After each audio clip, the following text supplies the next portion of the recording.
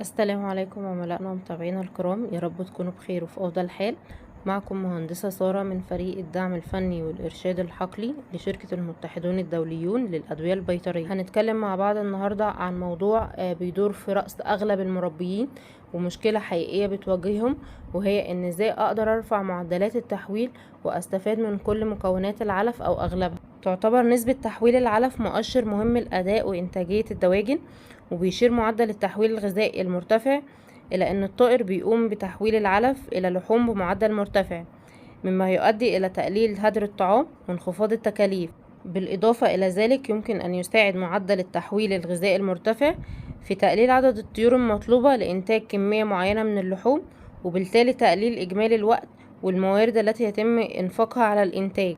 وعلشان نوصل للمعادلة الموزونة اللي هي استهلاك علف أقل ومعدل تحويل مرتفع، يبقى لازم استخدام الفيد فاكتور على العلف، وده لأن الفيد فاكتور يعتبر من إضافات الأعلاف اللي بيتكون من مزيج فريد من البروبيوتيك والإنزيمات والأحماض الأمينية مع مضادات السموم الفطرية. ولتركيبة الفيد فاكتور الفريدة، فإن الفيد فاكتور قادر على تعزيز الأداء وتقليل تكاليف الإنتاج في جميع الأنظمة الغذائية، حيث يعمل الفيد فاكتور على تيسير عملية الهضم للبروتين والدهون في الأعلاف، وبالتالي بينعكس على تحسين معدلات التحويل ورفع كفاءة الإنتاج في اللحم والبيض.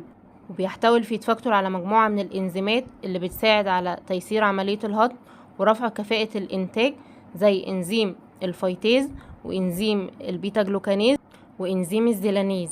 والإنزيمات هي بروتينات تتألف من الأحماض الأمينية، وبيتم إنتاجها من قبل جميع الكائنات الحية، وهي المسؤولة عن العديد من التفاعلات والأنشطة الحيوية سواء في النباتات أو الحيوانات أو الإنسان والكائنات الحية الدقيقة، وهي أساسية لجميع عمليات التمثيل الغذائي.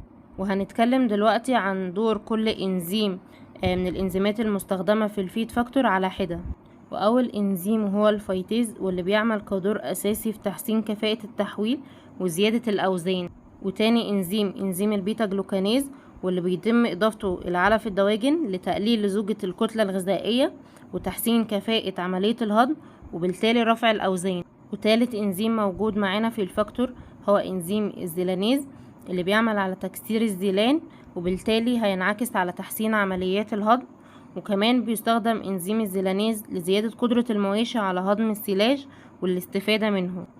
كمان يعمل إنزيم الزيلانيز على زيادة طول الخملات الهضمة، وبالتالي بيوفر مساحة امتصاص أكبر للعلف. كمان الفيد فاكتور يحتوي على الحمض الأميني الدي الميثيونين، واللي بيزيد من الإنتاج لتحسين الأداء الإنتاجي، وكده يكون الفيد فاكتور بيعزز النمو وكذلك كفاءة التغذية.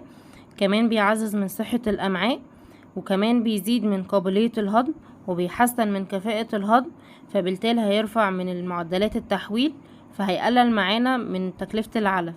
وإضافة الفيد فاكتور بتكون بمعدل من 1 جرام لكل كيلو علف، يعني الطن بيحتاج بمعدل من كيلو لكيلو وربع لكل طن